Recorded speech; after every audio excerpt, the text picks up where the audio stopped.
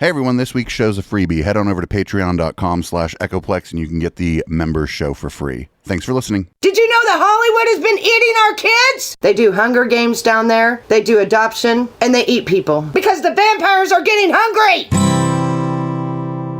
I'm white, and I've got everything I need. No one clutches their purses when they're in a room alone with me.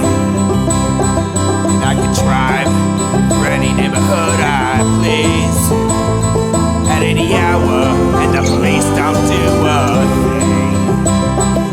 So if I see a penny on the ground, I leave it alone and fucking flip it. I'm a straight white male in America. I've got everything I need. I'm a guy getting paid more than a girl with a degree. And I can walk down the streets after dark, no one wants to rape me. And I can get a girl pregnant and just as easily flee. Just like my straight white male dad did to me. So if I see a penny on the ground, I leave it alone and fucking flip it. I'm a straight white male in America. I've got all the luck I need. I've got a pile of broken mirrors and I'm walking under ladders and I'm spilling tons of salt, but to me that doesn't matter, cause my skin and my gender and my orientation are the best things to have if you live in this nation. I recommend it highly.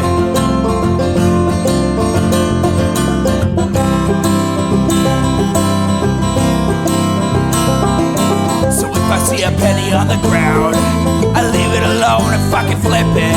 I'm a straight white male in America. I've got all the luck I need. Shit's gonna work out for me, cause I'm a straight white male in America. I've got all the luck I need. Hey everybody, welcome to the Intellectual Dollar Tree. We, or I, do this live every Wednesday at 7 p.m. Pacific right here on Twitch. It's twitch.tv/Echoplex Media. You can support this project many ways. Go to echoplexmedia.com/support. Best way is our swag shop. It's at eplex.store. There are memberships there that work a lot like Patreon. And of course, you can buy swag there. So tonight's show is going to be pretty fucking weird. I don't know if people listening or watching are familiar with Jim Caviezel. He is kind of hooked up with Mel Gibson. He played Jesus in The Passion of the Christ.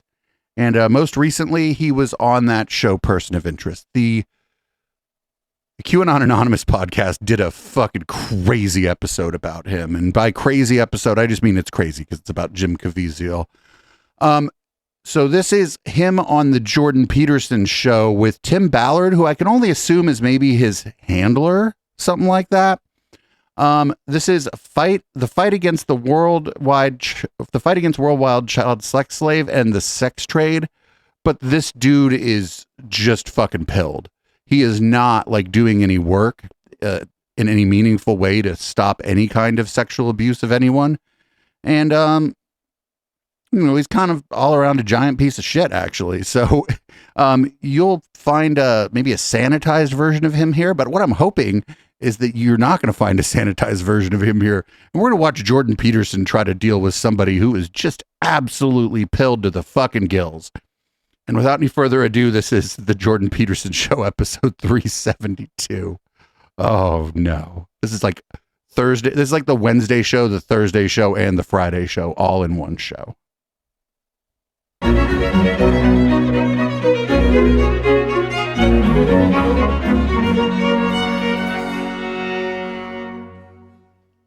Hello, everyone watching and listening. Today I have the pleasure of speaking to two people.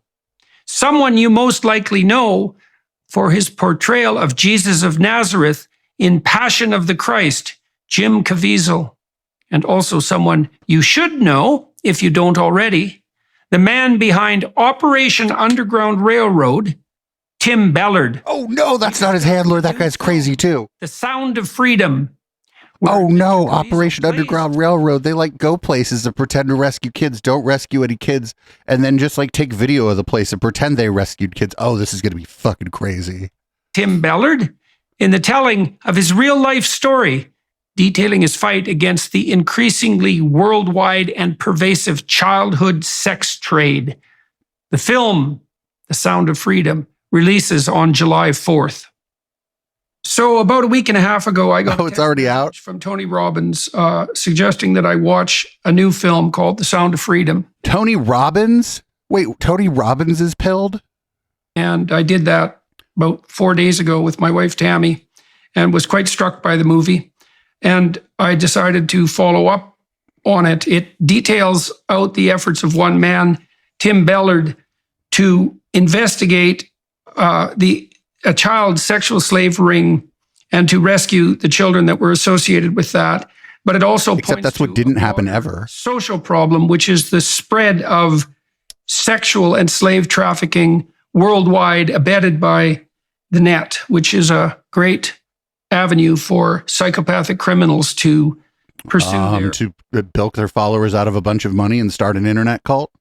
their darkest desires with very little risk of being caught, especially on the multinational basis. So I've decided to reach out to Tim Ballard, who is the man who the movie is about, and to Jim Caviezel, who's the actor that plays him, to talk about what all this signifies. And so, Tim, let's start with you. I mean, the movie makes the case that there is a widely expanding network of slavery, essentially making itself manifest worldwide, concentrating in no small part on very young children who are being sold repeatedly to pedophilic psychopaths to have at their will, and of course can be sold repeatedly for that purpose. And the movie makes But not if you murder them and drink their adrenochrome. that this is now an operation that's rivaling the drug trade in magnitude. So, it sounds like yet another right-wing conspiracy. So please, why don't you walk us through what you know? And No. This isn't yet another right-wing conspiracy, Jordan. This is fucking QAnon. understand, and everybody watching and listening, exactly what you think is going on. Yeah, thank you so much, Jordan. We're so grateful you take your time to do this with us. So I spent 12 years as a special agent, undercover operator with the Department of Homeland Security. Most of my time, 90% of that time, was spent investigating these cases, child crimes, child trafficking. Well, why do you no longer do that in official capacity? In fact, those numbers are correct. That are being these are Department of Labor, UN. These are sources that the best we have that say that there's close to 6 million children or more who are forced into sex slavery, labor slavery, or organ harvesting. And I can attest. Whoa, yep, this is going to be pilled. That I have been involved in cases involving all three of those forms of slavery multiple times, and is absolutely a real thing. It's not even far from home. So like the thing that he's describing is a real thing, but the way he's going to describe it is going to be completely detached from reality. The United States is the number one consumer year after year of child rape material. And oftentimes we're close to number one in production. And it's a serious matter. The case, the story in Sound of Freedom kicks off with the rescue of a little boy at the port of entry at the southern border. That's a real story, a real boy that I was on that port of entry. I was 10 years on the southern border. So when you have 85,000 unaccompanied minors showing up in the last 2 years, being let into the country without the sponsor being vetted, DNA checked, background checked. Why do you have to check their DNA? I call it the economy of pedophilia. The United States, we're the demand. 85,000 children, thousands of them are under 5 years old, are let into the country. So we have a serious problem, and it's not being addressed as it should be. Hopefully, this film can do that. What has been your experience with regard to so-called mainstream media or legacy media coverage? How much attention has been paid to this, and if not much, why? And if reasonably, who and how? Well, I think not very much has been. Attention has been given by mainstream media. Oftentimes, it's more innocent than cynical, perhaps, where it's just, this is too dark. I don't want to expose our audience to this horrific. Or it's because like the people who are doing the real work on this don't have any money. The organizations who do actual work to help the victim survivors of this or to prevent it, they don't have no fucking money. They don't got a fucking publicist. So they don't really get on the news. It's kind of fucked up, actually, because there's people that do really hard and traumatizing work trying to do, like, actually help people. You ain't never going to know their names, but you're going to know this guy's name because he, for whatever reason, no longer does this in an official capacity with law enforcement. Thing. We film our operations. I mean, I'm going to post today another operation in West Africa of a baby factory. I mean, these are real cases where they've kidnapped women, as young as 13-year-olds and children, and they impregnate them, they rape them, and they make babies, and they take these babies and sell them for their organs, sell them for sex, sell them for satanic ritual. Oh, no. Like they sell them for their organs, sell them for sex, sell them for satanic ritual abuse. Like yo, I told you this episode of this show is going to be our Wednesday live stream, our Thursday live stream, and our Friday live stream, all in one podcast. It does sound crazy. That's why I film it. We film our operations. Do you have film of the satanic ritual abuse? This is very real. It's really happening. And I think if there's 2 million children forced into commercial sex, which is the most kind of credible statistic that we can find, a lot of people are involved. So there is a more cynical answer to your question, which may be there's people that don't want this exposed because they're involved in it. So I'm going to QAnon. harass you a bit here. From the Wikipedia page, there is some, not that I'm particular fan of Wikipedia pages. Oh yeah, Jordan Peterson's is wild. On the circumstances, but there are some criticisms of what you're doing, and I thought we might as well address them right off the bat, because people who are watching are going to be, look, man, if I was coming across this for the first time, and in some ways I am, I've got two choices in front of me, don't I? I can either presume that you've discovered something that's ongoing and of tremendous significance, that's terribly dark, or I can assume that the difficult work that you had done for a decade, genuinely addressing these problems, has made you hypersensitive to a threat and willing to magnify it. And oh, no. There's a third option. He got fired from doing this kind of work or was relieved from his position because he started spouting off about satanic ritual abuse. And it would be easier just to ignore you as a consequence. Now, that would be the preferable outcome to such an investigation, wouldn't it? So you can, as you said, you can understand why people might want to avert their eyes from such a thing. So I'm going to walk through these criticisms, and maybe you could, you can respond to them, and we can get that out of the way before we go deeper into the film and your operations. So your group, and this is Operation Underground Railroad, and tell me if I get anything wrong here. It says it devours conspiracy theories, though founder Tom Ballard was criticized for refusing to condemn the QAnon conspiracy theory. I have no idea what the hell that means. Do you know what that's? Oh, get the fuck out of here. I have what the fuck is the QAnon conspiracy? Shut the fuck up. You're having these people on because you want to try to court that audience, or you want to reinforce to the part of your audience that believes that you're one of them, that you're their guy. Referring to? Yeah, absolutely. We that's a lie on Wikipedia. We have absolutely in our FAQs for years have condemned the majority of what we see with conspiracy theories. So they like to attribute me to the QAnon movement. There may be some truths in there, but there's so many falsehoods on top of it. As soon as you said the organ harvesting and satanic ritual abuse, we're not trying to paint you with any kind of brush. You showed up the color that you showed up. So our FAQs refute that immediately. Oh, we have a fucking thing on our website that says that the criticism against us is not true. Well, fucking case closed, motherfucker.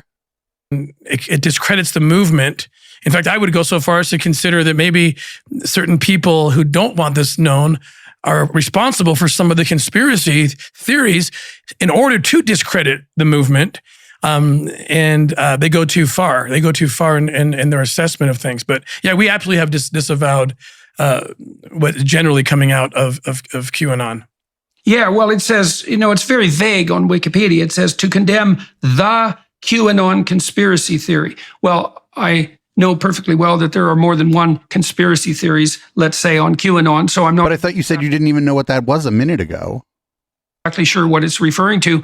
What is there a particular conspiracy theory that you were criticized for refusing to condemn? Do you have any more specific details about that? I mean, I'm not sure what exactly they're talking about. They might be referring to the fact that there's something called adrenochrome, where they're taking children's blood and devouring it and so forth. And I've explained my experience with that, and I just did in West Africa. What is your experience with that? Other places, we've seen this in several parts of the continent of Africa, and it's very real. It's very real. This witch doctory. They take. Oh no, hell racist too. There's witch doctory. Oh no, what the fuck? I thought this guy was going to be like saying the other thing. He's just saying no. This part of it, the part that I've been criticized for. No, I just think that's true. These children, they take their organs, they take their blood, they drink it, they take the genitalia of children and hang it over the rooftop of their businesses, thinking that the dark gods will bless them. These are real things. And so I might say something like that, and then they connect it to something that a QAnon person says about. You mean the exact same thing that you're saying right now? Just literally the exact fucking thing that they might connect it to that? Huh, how'd that come to be? A celebrity who must be doing this too, but there's no evidence to back that, and they make a false connection there, and so that's the only example. So it's not the celebrities; it's the people in Africa. Well, the next thing it says is that the Operation Underground Railway falsely claimed that it had entered a partnership with American Airlines. That was in 2022. So what do you have to say about that? Oh, that's a great one. So a PR firm who represented us made a deal with American Airlines. It came to us and said, shoot the video. They're going to put this video on they're going to put this video on their airlines. They shot the video of me. I just get a call from our PR company to put me in a studio. I give a video that I think I'm talking to the passengers for 1 month on American Airlines. Yeah, the PR company did some good PR for you. And American Airlines was like, oh, is this against child trafficking? Yeah, we could put a PSA against child trafficking. And then his fucking video looked like an Ann Vandersteel video or like a fucking Liz Crokin video. And they were like, oh, we're actually, what we're going to do is not run this on our airplanes for our passengers. Apparently the deal fell through. The PR company didn't tell us that. And our marketing team put out, hey, we're going to be on American Airlines. The PR company apologized. We fired them. They said, we can't believe we didn't get the message to you. And that was it. And of course, there's people that want so badly for us to be wrong or us to not do what we say we do. So they exploited that. I think that was a Vice magazine, very incredibly dishonest journal. I'm sorry, I shouldn't be laughing. This is fucking disgusting. I mean, Jordan Peterson is a giant piece of shit, but I didn't think he was going to. Well, I mean, if somebody would have asked me at the beginning of the year, they'd be like, hey, a little over halfway through the year, Jordan Peterson's just going to have a complete QAnon fucking interview. I'd be like, yeah, probably. We call them journalists. The Vice magazine, they've done a series of hit pieces on us. And I encourage people to read it. Read Vice, because everything they say is so ridiculous and so dishonest. Right. Yes. Well, and I do believe, if I remember correctly, that Vice has also declared bankruptcy in the last few weeks, and I can't imagine an organization more richly deserving. There was a 2021 follow-up article from Vice, but I don't think we're going to. I'll just read part of it because it's so ridiculous. Conflating consensual sex work with sex trafficking. Yeah, well, that's exactly the kind of Weasley, what would you call it, criticism that I'd expect from people who are trying to justify the sorts of behaviors that you are attempting to expose. But what if they're right? What if, and that's something I hadn't really heard.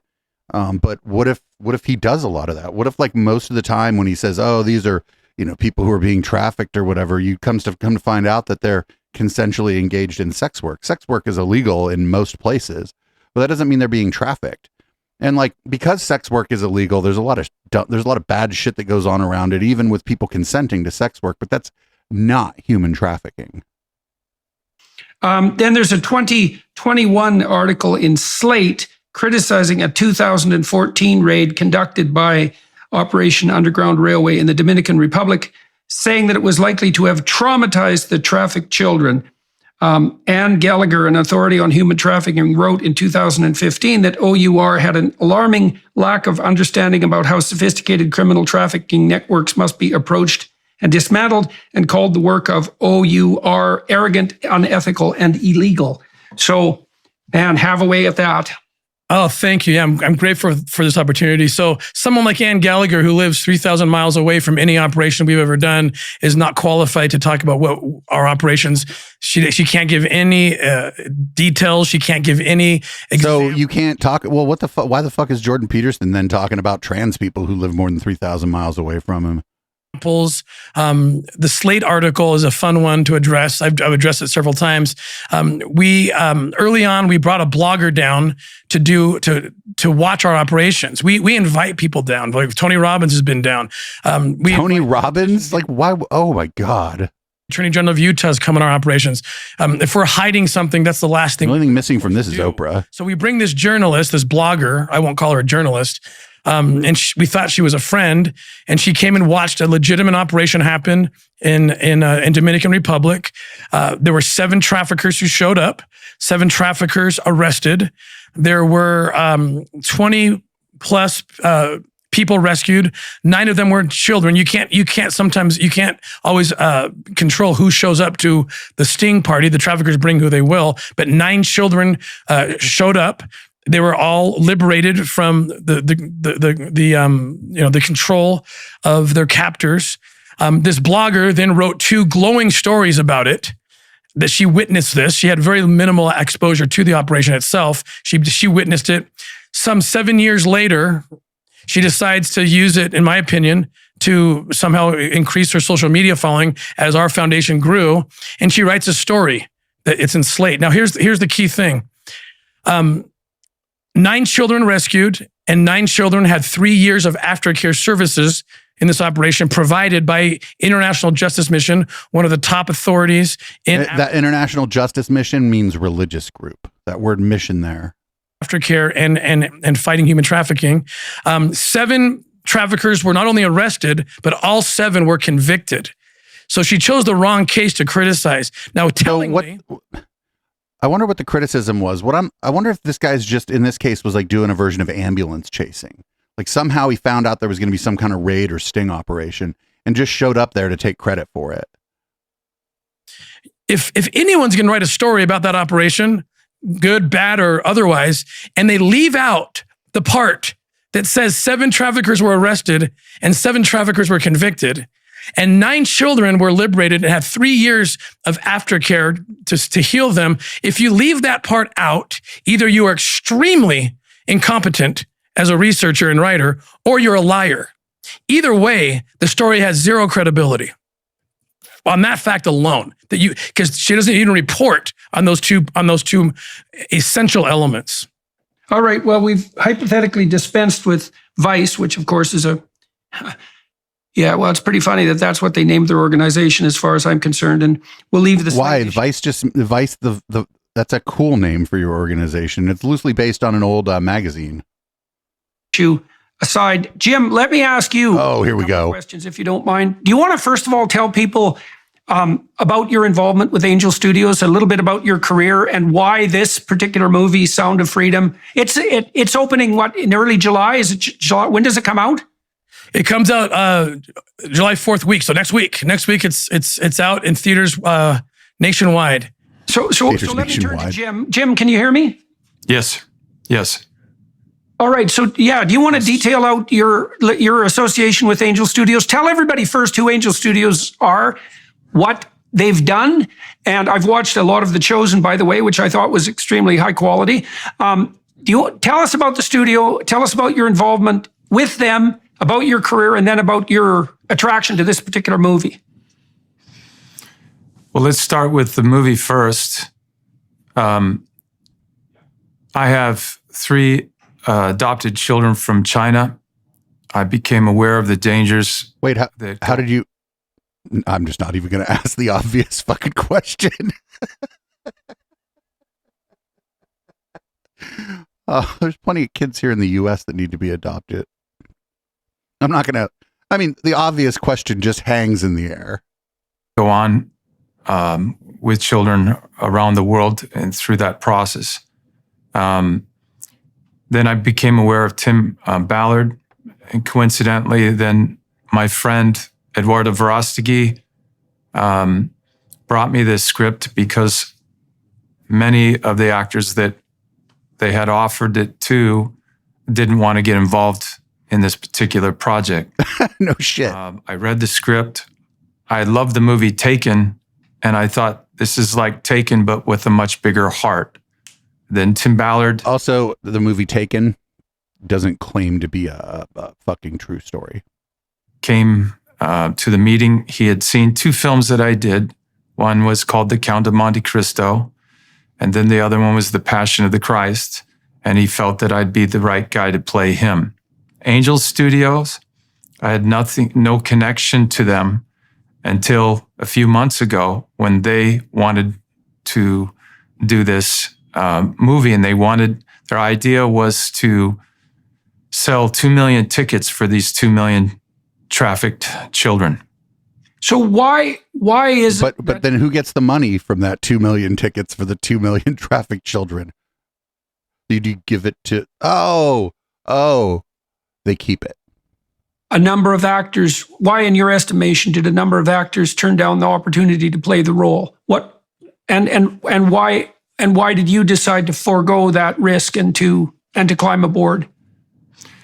I foregoed the risk because when you have 3 children that you loved and you'd give your life for, it kind of connects into Tim Ballard, and Tim did this for this little girl and the children that he saves. It's something is a greater purpose that even your career. Like I went through this with Mel Gibson when we did The Passion, that my career was the last thing I thought of. What I thought about. Or it could be that the last time you had a gig on Person of Interest, you did things like when an Asian executive came up to you and introduced himself, you were like, awesome, which isn't even a thing, but it's, pretty racist. Or during a scene, you took the guy that played Lester Freeman from The Wire and put him in a headlock and dragged him across the room, even though it wasn't in the script.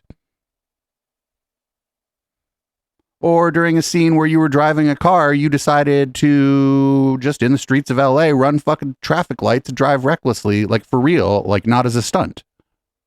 Any number of reasons why you took this gig that nobody else took. Was the God I love. And I put this, and how I look at it is that this God that I love, he loves me and he deserved to be loved back.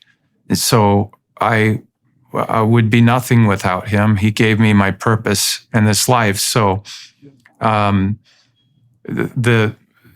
Tim Ballard, I was very fortunate that he had seen those films. And when I looked at, and I think Tim made this comparison, Schindler's List was a very powerful weapon, but it came 50 years too late. This film is now. This is exposing it now during that time. And I believe that is probably why it's easier to get an actor to do a movie 50 years later. There's no controversy. It's over. But then... Yeah, you know what I remember about the movie Schindler's List? Completely non-controversial. Imagine if Rwanda, if that story had been made, that movie had been made during that time, or that they could see it. You have to look at these situations and understand that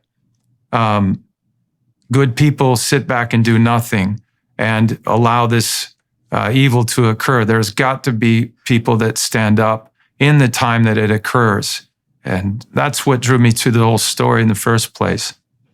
And how do you feel about the movie? Now you've seen the movie in its entirety. It's about to be released. It's a fully fledged, high quality production. I was particularly impressed by the cinematography. It's also extraordinarily well edited. The acting, I don't want to flatter you, but the acting leaves something to be desired. Extremely high quality. It's a very realistic movie.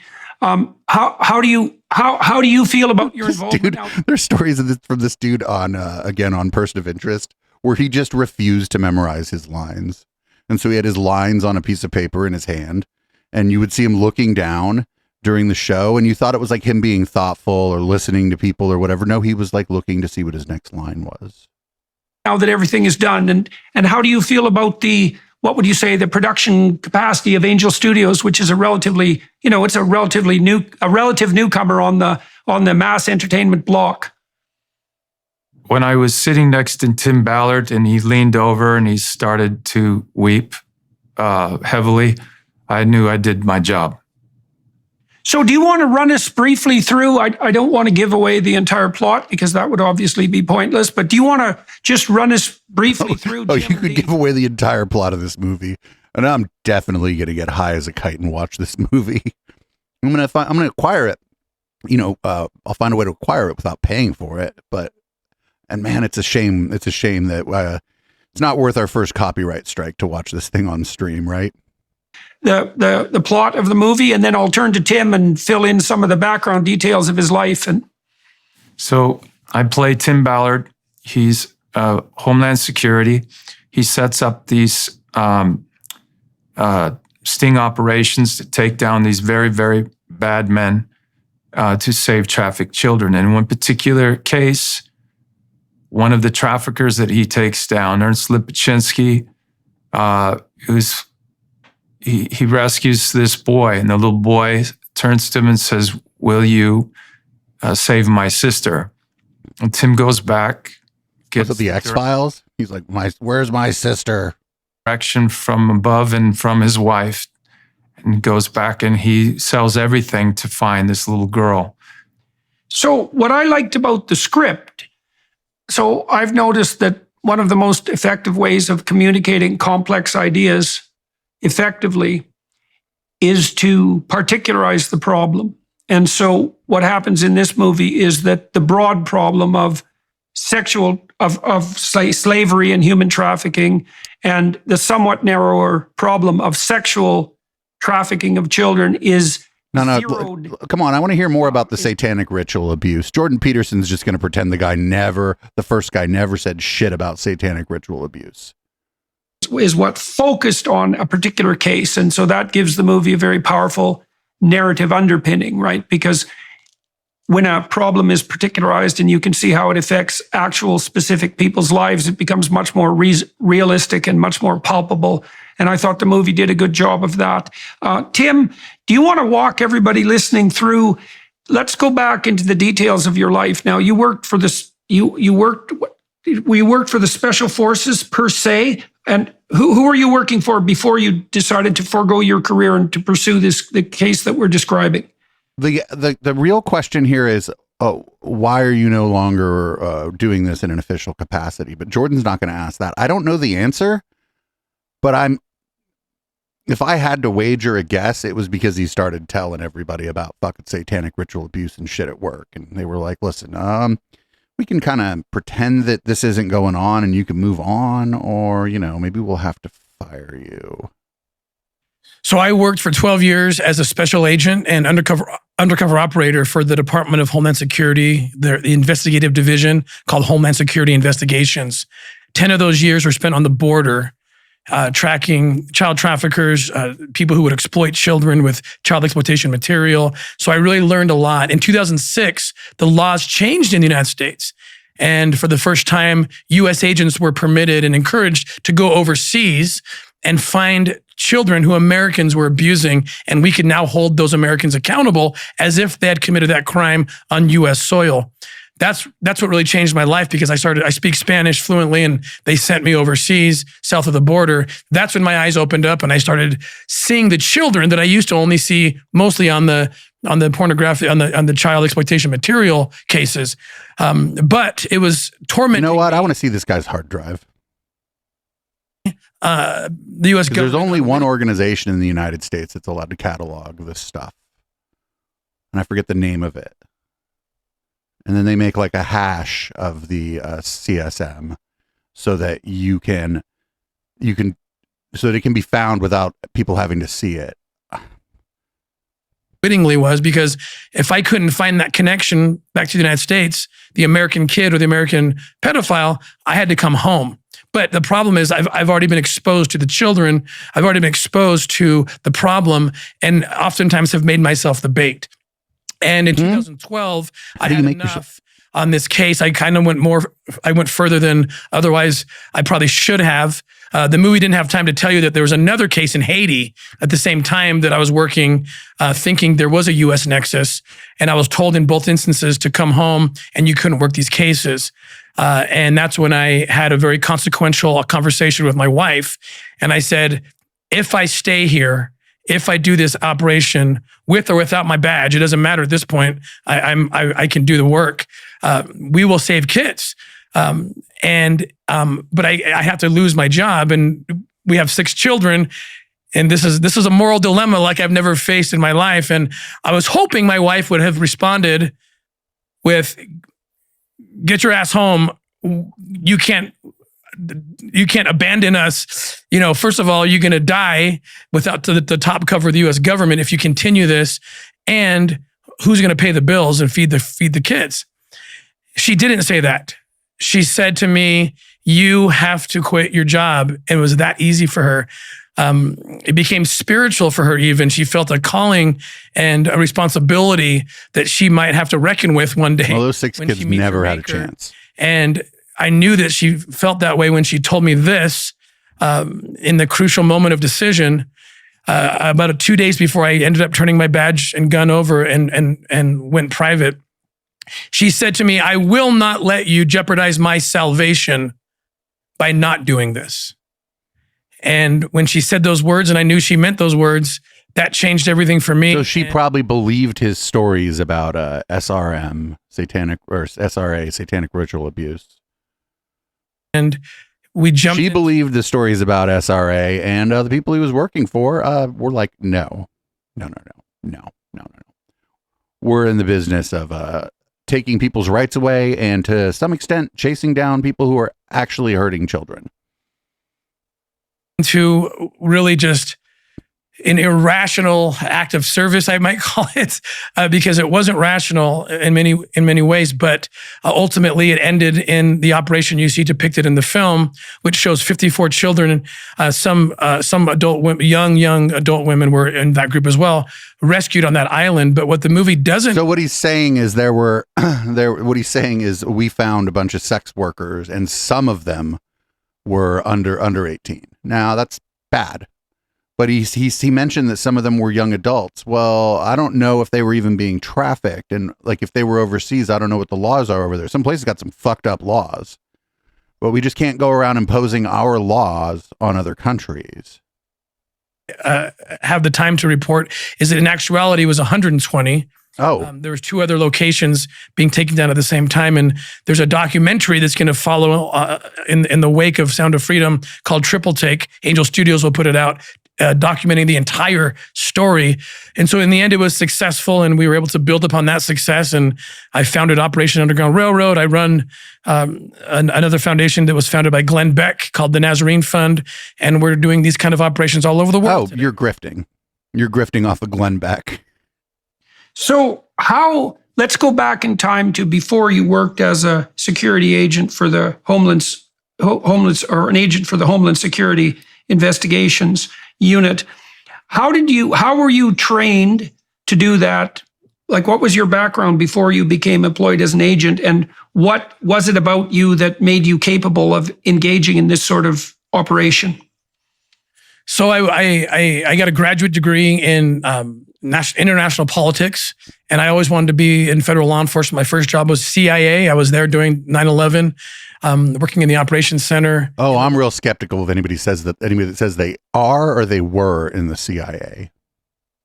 wake of 9/11, Except Michael Weston and Burn Notice, obviously. I found out that I studied terrorism and weapons of mass destruction. That was actually the degree I got at the Monterey Institute of International Studies. And so I was an easy recruit into the CIA because, 9/11 had just happened. When I found out that one of the terrorists, Mohammed Atta, had staged his attack from Mexicali, Mexico, and crossed the border, and I speak Spanish, I wanted to go fight terrorism on the southern border. So I ended up jumping ship from CIA and I joined the newly created Homeland Security Department and became a special agent for So 6 someone in months. chat said that there's no real evidence that the Department of Homeland Security has such a division. That doesn't mean it's not there, right? They're, intelligence gathering organizations often have divisions that you don't know about. There's a joke that the NSA stands for no such agency, but I don't believe this guy. I don't believe a word of what this guy is saying. Months I was tracking those kind of movements, not human trafficking or child exploitation, but money, guns, terrorism. 6 months into that endeavor, I was called into the office of a supervisor, and they asked me if I would please forego everything that I wanted to do with my career and help them start a child crimes unit. I do not know why they asked me. One thing he did say to me was, "You're a young agent, but you're a person of faith." And we know Wait, that what? about No, you, and that's a- not what they. No, listen. I don't like the fucking Homeland Security or whatever, right? But they don't. I don't think that if they're gonna run around fucking taking everybody's rights, I don't think that whether or not you're religious really occurs to them, right? Like, I don't think that this is. They're like, oh, we have to find a deeply religious person to do whatever nefarious shit that we're doing. It's a requirement, or your soul will be crushed. The Bible is a root of wisdom, inspiration, teaching. God provides lit by symbolism, experience. Nope, no commercial. I would like you, if you would, to tell us, to the degree that you can, what you were typically dealing with when you started working for the Child Sex Crimes Unit. Let us know what you saw.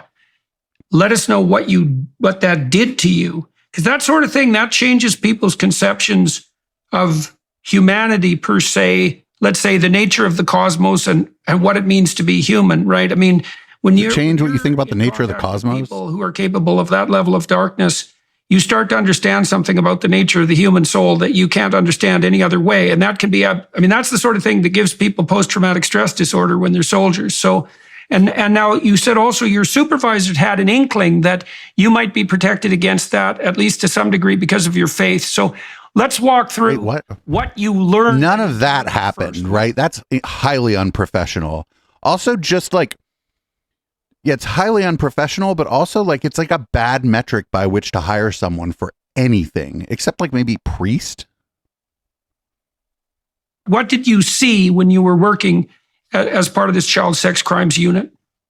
What I saw was so shocking, Jordan. I thought child sex crimes would be 15-year-olds, 16-year-olds. My brain couldn't comprehend something. Again, never. The question just hangs in the air. More evil than abusing that age. The very first case I worked in 2002, I believe, I was given a bunch of VHS videos, some hard drives to look at that had been seized in a warrant. The very first. Wait. No, that's someone else's job. No. You're. That would be the job of like an analyst or of like digital forensics. This guy just did I was a jack of all trades. This stuff is so highly compartmentalized that this guy wasn't doing all these different things. This is bullshit.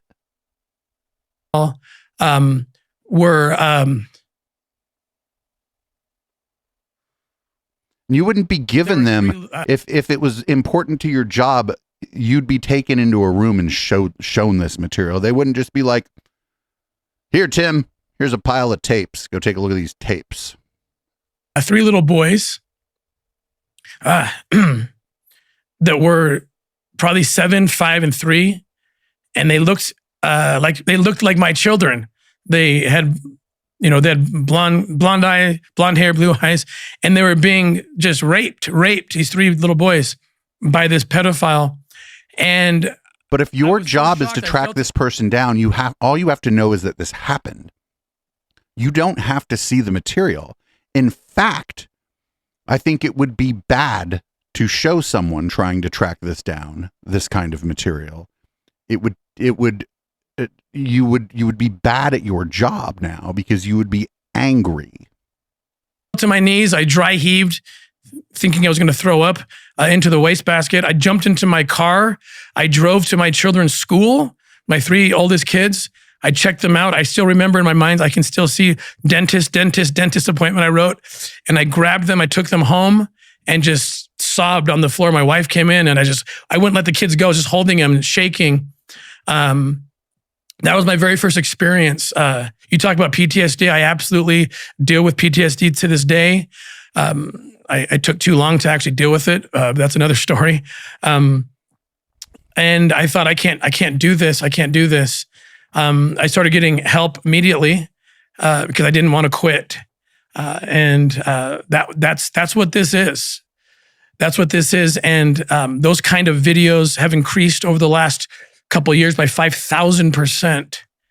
Yeah, well, in Canada, we just had a report from an organization called the Western Standard that 1 million child sexual exploitation photos and videos have been identified in an Alberta child porn investigation. 1 million photos, 8 arrests made. Okay, so that's some indication of the widespread nature of the problem. Now, you said that when you first encountered... I know this is fucked up, but that's not that many photos, and they probably weren't new. This is fucked up. This is the most fucked up thing we've ever covered on the Intellectual Dollar Tree, and we've seen some shit. It made you physically ill and also terrified for the safety of your children, but then also it necessitated you seeking help, I suppose, or aid. I mean, I've worked with people who've had post-traumatic stress disorder. Generally, what happens is that tragedy is not enough to give someone post-traumatic stress disorder, even if it's rather severe. It has to be a combination of tragedy and malevolence. And the real trauma comes as a consequence of contact with evil, with malevolence. And what people generally have to do in order to recover from that is to develop a rather profound philosophy of evil. And, a religious faith in its most fundamental essence is a philosophy of good and evil. It does detail out the heart of darkness among human beings, point out to people, this is particularly, although not uniquely true of the Christian tradition, but particularly true, that capacity for evil lurks in the heart of everyone, and that our fundamental moral obligation as we sojourn here on earth is to overcome that proclivity within and also to stand up against it in the external world. And so you said you received some aid after you had been exposed to this first set of videos. What is it about the way you looked at the world that had to change in order for you to adapt to what you were encountering? Well, I had to come to grips with an idea that I had never been confronted with before, that there are people, and not a few, but millions of people, only millions of pedophiles could justify a demand of millions of child exploitation material. But this is like a this is like a fucking like a cooked version of how child abuse happens. Child abuse, the vast majority is unfortunately someone the family knows or trusts, or someone in the family. That's why it's sick, actually. That's why it's so troubling. Not just the abuse itself, but the the fact that it's someone known to and trusted by the family in just the overwhelming majority of cases. And so forth. The first person you see arrested in the movie is a real person named Ernst Lupolszczynski in Sound of Freedom. He had over 2 million pieces of child rape material in his house. So to be confronted with the reality that there are people on this planet, and like I said, not a few, but millions, who want to indulge in watching 5-year-old children be raped and sexually assaulted in ways that and I'm sorry to be so raw, but I feel comfortable with you, Dr. Peterson, but to watch children's bodies actually break in the act of sexual assault, acts that your mind couldn't conjure up if you tried to conjure it up, and that it's real. And he's like, believe me, I've tried. It's so shocking to the system. It changes your life forever. I tell people, if I feel like I've had a million holes burned into my brain because I've watched thousands of hours of that kind of material. Not only watch it, and I love the scene that Jim depicts where that's very real. I can't watch the movie, but the movie's very good. The movie doesn't show any of this, by the way. It doesn't show anything like this. I don't want people to run away and be scared. Well, no shit. Otherwise, none of you would be here right now if your movie had these kinds of depictions, even fictionalized. See the scene where the camera flashes a close up into Jim's eyes, and that was me for 10 years. Not only watching, but writing it in details for the court to see, for the prosecutors to see, and raising children at the same time that are the very same age. And fortunately or unfortunately for me, I have 9 children. At the time I left the government at 6. And so I can always identify the age of a child with one of my own children. And what my mind was almost automatically doing is I would superimpose my own children's face. Okay, you're a sick fuck. If this is true, this guy is a sick fuck. I'm fucking shocked.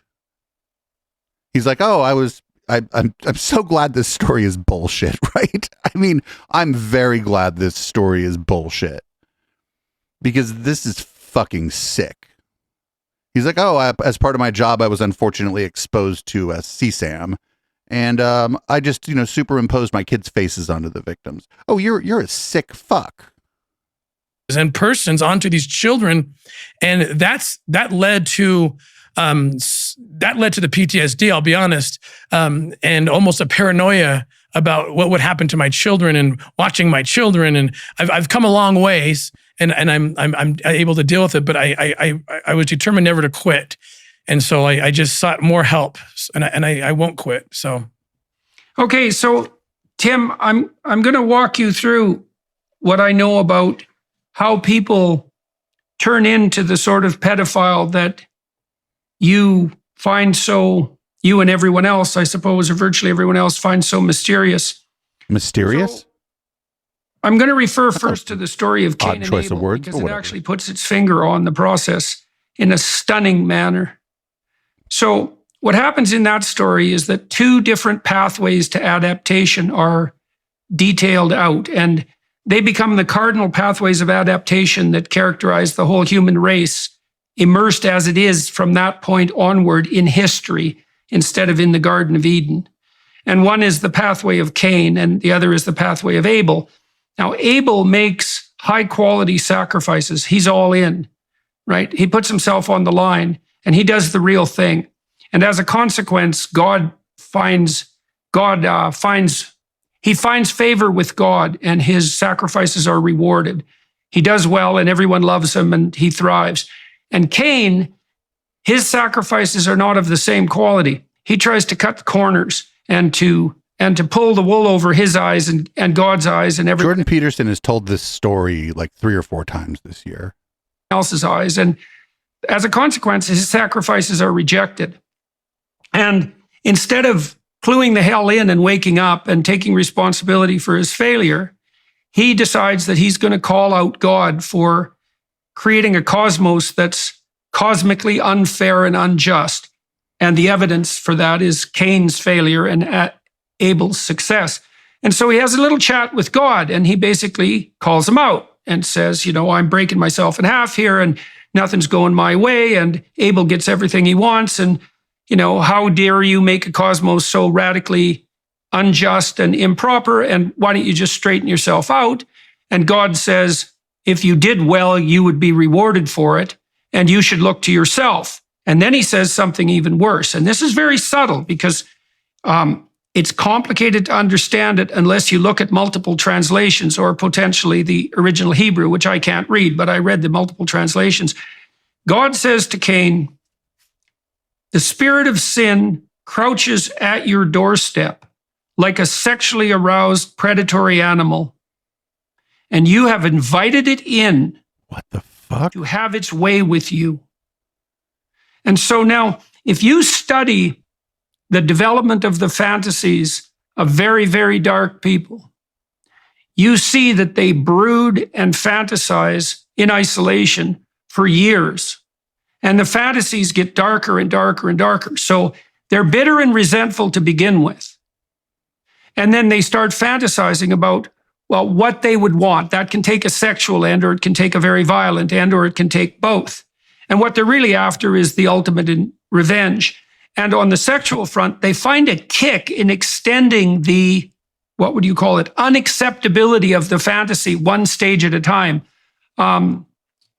The famous and extremely attractive sexual serial killer, what was his name? There's a famous photograph of him like this, very attractive man.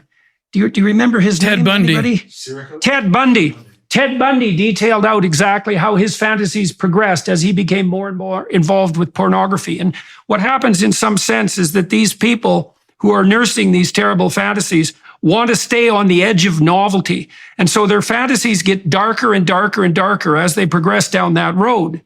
And so after 1,000 such micro progressions, they end up in exactly the sort of pit that you're describing. And some of that is pure sexual kick because of the novelty.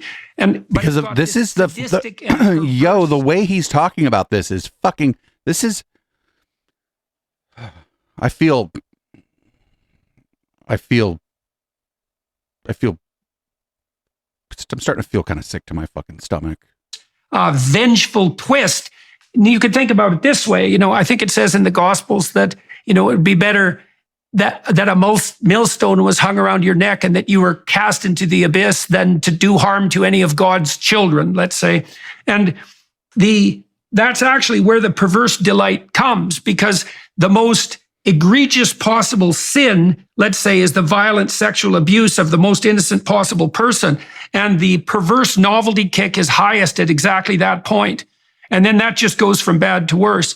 And there's 1,000 or even 10,000 micro decisions that go along with that. There's also a great book called Ordinary Men. This is well worth reading, although it's a bloody catastrophe to read, I'll tell you. It details out how a group of German policemen who were moved to Poland during World War II were transformed from ordinary ordinary working class men, old enough to not have been raised under the Nazi regime, by the way, and so not propagandized into a kind of mindless obedience, how they went from being perfectly ordinary policemen to the sort of people who could take naked pregnant women out into the middle of the field and shoot them in the back of the head. And it isn't what like the they had shit? an easy time with that. Some of them reported the same sort of thing that you reported when you first watched that video. What they were being called upon to do stage by stage made them physically ill. And they had a commander who actually had told them that they could leave the service if they didn't want to continue with their duties. But they felt duty bound not to leave their comrades having to mop up the terrible situation. But it does a lovely job of detailing out how your movement from normality to absolute perversity is a consequence of 10,000 micro violations of your own conscience. Not all of them micro, obviously. So you need to know about the vengefulness. You need to know about the kick of sadism. That's that novelty kick that produces a dopaminergic kick that heightens sexual satisfaction. And so there's an element of sadistic misery that can add novelty to sex. Okay, I can't fucking take it anymore. People out there, you're free to watch the rest of this. We're at about 44 minutes into this. I can't watch another fucking second of this.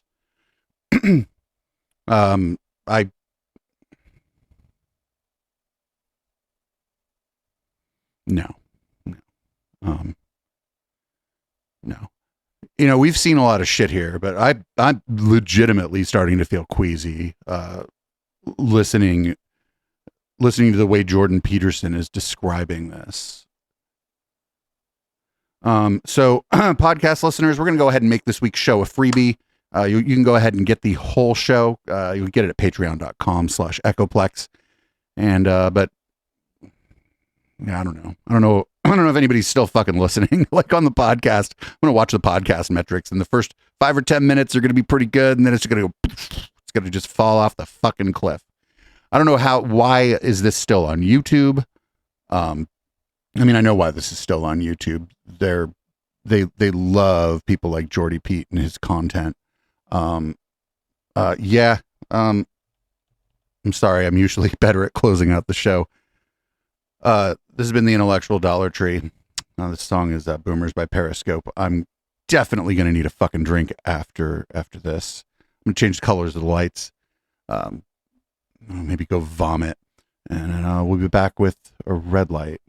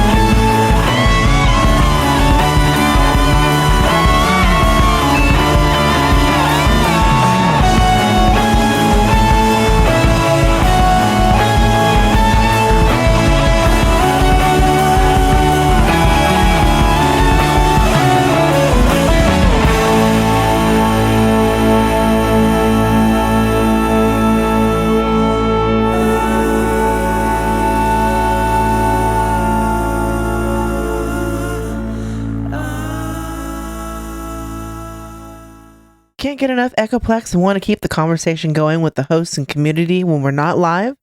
Then join our Discord server at discord.me/echoplex. We have text channels, voice channels, meme repositories, and a whole section of screenshots that we don't even remember where they came from. Come join the Now Space on Discord at discord.me/echoplex.